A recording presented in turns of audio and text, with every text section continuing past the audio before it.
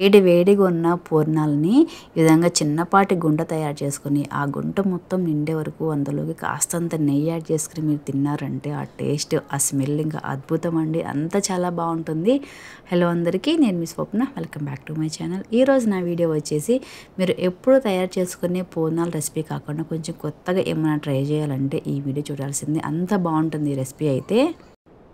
పొట్టు తీయని పెసరపప్పుతో పూర్ణాలు చేసి చూడండి, ఎంత బాగుంటాయో అసలు. చాలా బాగుంటాయి. ఏ పండగ టైంలోకైనా ఈ రెసిపీ ఇంకా అద్భుతం అంతే. ఈ రెసిపీ కోసం అయితే ముందుగా ఒక బౌల్ తీసుకుని ఆ బౌల్లోకి ఒక కప్పు బియ్యం తీసుకుని ఆ బియ్యం మొత్తం మునిగే వరకు వాటర్ యాడ్ చేసుకుని కనీసం ఒక 5-6 గంటలు నానబెట్టుకోవాలి. నెక్స్ట్ వచ్చేసి వేరొక గిన్నెలోకి మనం బియ్యం ఎంత తీసుకున్నామో అదే కప్పుతో మినపప్పు అంతే తీసుకోవాలండి. నేను మినపప్పు అయితే పొట్టు తీయని మినపప్పు తీసుకున్నాను. సో అందుకని ఒక గ్లాసు బియ్యానికి పొట్టు తీయని మినపప్పు ఒక గ్లాస్ అయితే కరెక్ట్గా సరిపోతుంది. ఇంకా నెక్స్ట్ వచ్చేసి మనం ఏ కప్పుతో బియ్యం పప్పును కొలుచుకున్నామో అదే కప్పుతో పెసర్లు అండి. ఈ పెసర్లు కూడా పొట్టు తీని పెసర్లు. ఈ విధంగా పెసర్లు తీసుకుని మంచిగా దూరగా వేయించుకోవాలండి. తొందరగా ఇవి మాడిపోతాయి, రంగు మారిపోతాయి. సో మాడిపోకుండా కొంచెం మంటను తక్కువ పెట్టుకుని ఈ విధంగా మంచిగా వేయించుకుని అవి మొత్తం నానే వరకు వాటర్ యాడ్ చేసుకుని కనీసం ఒక 3 గంటలు నానితే సరిపోతాయండి. ఈ విధంగా నానబెట్టేసుకోవాలి. ఇంకా నెక్స్ట్ వచ్చేసి ఈ పెసరపప్పు మంచిగా నానిన తర్వాత అది 2-3 సార్లు వాష్ చేసుకున్న తర్వాత ఈ విధంగా కుక్కర్లోకి యాడ్ చేసుకుని కాస్తంత వాటర్ యాడ్ చేసుకుని ఒక 3 విజిల్స్ వచ్చే వరకు మంచిగా కుక్ చేసుకోవాలి. చూసారు కదా ఎంత మంచిగా కుక్ అయిందో. ఈ విధంగా మంచిగా కుక్ చేసుకున్న ఈ పెసరపప్పుని మెత్తగా రుబ్బుకోవాలండి. ఒకవేళ మీకు కొంచెం రుబ్బుకోవడం కష్టం అనిపిస్తే కనుక మిక్సీలోకి యాడ్ చేసుకుని ఒక తిప్పుకున్నా సరే మంచిగా మెత్తగా అయిపోతుంది. చూసారు కదా, ఈ విధంగా మంచిగా రుబ్బుకున్న తర్వాత అది పక్కన పెట్టేసుకోవాలి. ఇంకా నెక్స్ట్ వచ్చేసి వేరొక ప్యాన్ తీసుకుని ఆ ప్యాన్లోకి మనం 1 కప్పు పెసరపప్పు తీసుకుంటే 2 కప్పుల వరకు బెల్లం తీసుకుంటే అది కరెక్ట్గా బెల్లం సరిపోతుందండి. మీరు కొంచెం షుగర్ తక్కువ తినే వాళ్ళైతే 1 కప్పున్నర వరకు బెల్లమైనా తీసుకోవచ్చు. ఇంకా నెక్స్ట్ వచ్చేసి ఆ 2 కప్పుల బెల్లానికి ఒక 1/2 కప్పు వరకు వాటర్ యాడ్ చేసుకుని ఈ విధంగా పాకం పట్టుకోవాలి. ఇది తిక్కు పాకం ఏం రావక్కర్లేదండి. ఉన్న బెల్లం మొత్తం కరిగిపోతే చాలు. ఈ విధంగా చక్కగా బెల్లం మొత్తం కరిగిన తర్వాత ఈ కరిగిన బెల్లం మొత్తము రుబ్బుకున్న పప్పులోకి మొత్తం యాడ్ చేసుకోవాలి. ఇది మొత్తం యాడ్ చేసిన తర్వాత పప్పు కొంచెం లూజ్ అయిపోయింది కదా, అంత లూజ్ ఏమి ఉండదండి. దీన్ని మళ్ళీ ఇంకొకసారి స్టవ్ మీద పెట్టుకుని మంచిగా కుక్ చేసుకుంటే పప్పు మొత్తం మంచిగా గట్టిపడుతుంది. చూసారు కదా ఎంత లూజ్గా డార్క్గా ఉందో. ఈ విధంగా బెల్లం పాకం వేసిన తర్వాత మంచిగా కుక్ చేసుకోవాలి. ఈ విధంగా కుక్ చేసుకునే టైంలోనే ఇందులోకి ఒక మంచి స్మెల్ కోసం అయితే కాస్తంత ఇలాచీ పొడి యాడ్ చేసుకోవాలి. కనీసం ఒక 1/2 టేబుల్ స్పూన్ వరకు ఇలాచీ పొడి యాడ్ చేశాను.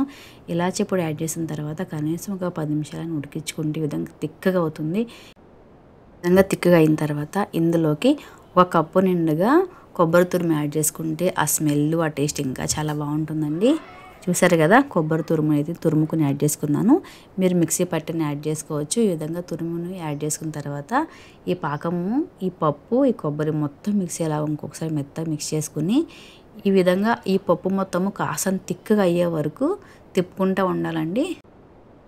ఈ పప్పు మొత్తము ఈ స్టేజ్లో ఉన్నప్పుడు మీరు స్టవ్ ఆఫ్ చేసేసుకుని దాన్ని మొత్తము చల్లారబెట్టుకుంటే ఇంకా అది కొంచెం ఒక 2 అవర్స్ తర్వాత ఇంకా కొంచెం గట్టి పడిపోతుంది. ఇంకా సరిపోయిద్దండి. కరెక్ట్గా ఒక లడ్డు వచ్చేలా కరెక్ట్గా సరిపోతుంది. ఇక్కడైతే లూజ్గా ఉంది కదా, కానీ అది పూర్తిగా చల్లారిపోతే చాలా తిక్కగా అయిపోతుంది కూడా. చూసారు కదా ఎట్లా అయిపోయిందో. ఇది ఆల్మోస్ట్ 2 అవర్స్ పాటు నేను ఫ్రిడ్జ్లో ఏం పెట్టలేదండి, బయట పెట్టేశాను విడిగా. ఒక 2 అవర్స్ నేను బయట పెట్టేస్తే గట్టిగా ఈ విధంగా తిక్కగా అయిపోయింది. ఇంకా మీకు నచ్చినట్లయితే ఇందులోకి ఒక 2-3 టీ స్పూన్లు నెయ్యి యాడ్ చేసుకుంటే కూడా బాగుంటుంది. అక్కర్లేదనుకుంటే చేతికి వస్తంత నెయ్యి యాడ్ చేసుకుని ఆ పప్పుని కొంచెం విధంగా తీసుకుని చిన్న చిన్న బాల్స్ లాగా తయారు చేసుకుని పక్కన పెట్టేసుకోవాలి. చూసారు కదా, ఏదో చాక్లెట్ బాల్ లాగా ఎట్లా ఉందో ఈ విధంగా చిన్న చిన్న బాల్స్ లాగా తయారు చేసుకుని పక్కన పెట్టేసుకోవాలి. మీకు ఇంకా కూడా ఈ బాల్స్ కొంచెం మెత్తగా ఉన్నాయి, కొంచెం లూజ్గా ఉన్నాయి మీకు అనిపిస్తే కనుక ఈ విధంగా చిన్న చిన్న బాల్స్ మొత్తం తయారు చేసుకుని ఒక 1/2 అవర్ ఫ్రిడ్జ్లో పెట్టేసుకున్నా కూడా గట్టి పడిపోతాయండి. లూజ్గా అసలు ఏం ఉండదు. చక్కగా మీరు వేసుకునే టైంకి ఫ్రిడ్జ్లోంచి తీసేస్తే గట్టి పడిపోతాయి కూడా. ఈ విధంగా చిన్న చిన్న బాల్స్ తయారు చేసుకుని పక్కన పెట్టేసుకోవాలి. ఈ ప్రాసెస్ మొత్తం అయ్యేలోపు మనం ఫస్ట్లో నానబెట్టుకున్న బియ్యము, పప్పు మంచిగా నానిపోయి రెడీగా ఉన్నాయి. ఇంకా నెక్స్ట్ వచ్చేసి ఈ పప్పుని బియ్యం మంచిగా వాష్ చేసి పక్కన పెట్టుకోవాలి. మినపప్పు కడగడం అందరికీ తెలిసిన విషయమే నేను అనుకుంటున్నాను. ఇంకా నీట్గా మినపప్పును మంచిగా వాష్ చేసుకుని, బియ్యం కూడా వాష్ చేసుకుని, ఆ రెండు కలిపేసుకుని మిక్సీకి యాడ్ చేసుకుని మెత్తగా మిక్సీ పట్టుకోవాలండి. అలా అని చెప్పేసి దోశ పిండిలాగా లూజ్గా మాత్రం అస్సలు కాదు, కొంచెం తిక్కుగా, కొంచెం అంటే గాలి పిండి కన్నా కొంచెం లూజ్ కలుపుకోవాలంతే. కొంచెం అంతా లూజ్ అయిపోయిందంటే ఆయిల్ ఎక్కువ పీల్చేసుకుంటుంది. మిక్సీ పట్టే టైంలో కొంచెం జాగ్రత్త, కొంచెం వాటర్ యాడ్ చేసుకుంటే మిక్సీ పట్టుకోవాలి. కాస్తంత వాటర్ ఎక్కువైపోయినాయి అంటే మన పిండి మొత్తం పట్టుకున్న తర్వాత ఇందులోకి ఉప్పు యాడ్ చేసుకుని తిప్పుకుంటాం కాబట్టి ఉప్పు వేయగానే పప్పు ఇంకా లూజ్ అయిపోతుంది పిండి మొత్తము. సో అందుకని ఫస్ట్లోనే మీరు కొంచెం తిక్కుగా పట్టుకుంటే ఉప్పు నెక్స్ట్ యాడ్ చేసుకుంటే కూడా కరెక్ట్గా బ్యాలెన్స్ అవుతుంది. పొరపాటున కనుక వాటర్ ఎక్కువైపోయి ఉప్పు యాడ్ చేసుకుంటే చాలా లూజ్ అయిపోతుందండి. సో అందుకని కొంచెం జాగ్రత్తగా పప్పును తిక్కుగా పట్టుకోవాలి. ఒకవేళ మీకు పప్పు కొంచెం లూజ్ అయిపోతుందంటే చేసే పని ఏం లేదు, కాస్తంత మైదా యాడ్ చేసుకుని తిప్పుకోవడం తప్ప.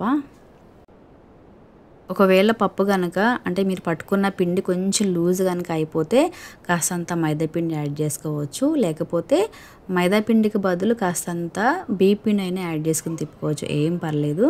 ఈ విధంగా మంచిగా పప్పు మొత్తం రుబ్బేసుకున్న తర్వాత కాస్తంత ఉప్పు యాడ్ చేసుకుని మంచిగా మిక్స్ చేసుకోవాలి. ఇంకా ఇందులోకి మీకు కొంచెం మంచిగా పొంగాలనుకుంటే కాస్తంత సోడా ఉప్పు యాడ్ చేసుకోవచ్చు. నేనైతే ఎలాంటి సోడా ఉప్పు కానీ ఏం యాడ్ చేసుకోలేదు. మీరు వెంటనే కనుక పూర్ణాలు వేస్తే ఆ పిండి కొంచెం పై పిండి గట్టిపడిపోతుందండి. ఉప్పు వేసిన తర్వాత కనీసం ఒక హాఫ్ అన్ అవర్ అని పక్కన పెట్టేస్తే మంచిగా పొంగుతాయి. ఇంకా నెక్స్ట్ వచ్చేసి మనం పూర్ణం పప్పు ఉంది కదా, ఆ పూర్ణం పప్పు ఆ బాల్ని నేరుగా పిండిలోకి యాడ్ చేసుకొని ఆ పిండి మొత్తం మునిగే వరకు, అంటే ఆ బాల్ మొత్తం మునిగే వరకు పిండిలోకి పెట్టేసుకుని చేతితో ఒకటేసారి తీసేసుకుని ఆయిల్లో వేసుకోవడమే. గ్యాప్స్ ఎక్కడా లేకుండా చూసుకోవాలి. గ్యాప్ ఉందంటే లోపల ఉన్న పూర్ణం పప్పు మొత్తం బయటకు వచ్చేస్తుంది. సో అందుకని జాగ్రత్తగా కొంచెం స్లోగా ఆ పిండి మొత్తం ఆ బాల్కి పట్టే వరకు ఉండి నిదానంగా ఆయిల్లోకి యాడ్ చేసుకోవాలి. అది కొంచెం స్లోగా వదిలితే ఎక్కడ తోకలేము ఉండవండి. చూసారు కదా, ఎక్కడ కూడా గ్యాప్స్ లేకుండా చక్కగా వస్తాయి. ఈ విధంగా వేడి ఆయిల్లో వేసుకొని మంచిగా వేయించుకోవాలి.